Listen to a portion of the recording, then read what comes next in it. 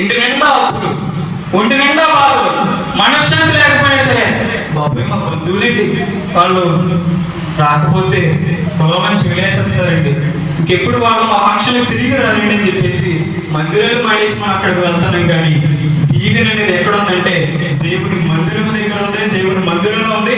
అవసరమైతే మీరు బలహీనత చేత, ఇబ్బంది చేత, జ్వరం చేత బాధపడుతున్నా సరే, ఏదో మీ పిల్లలు బతిమలినా ఆ యొక్క దేవుని మందిరం ద్వారం దగ్గర కూర్చోండి, దేవుడు మీకు గొప్ప కార్యం జరిగిస్తాడు. హల్లెలూయా.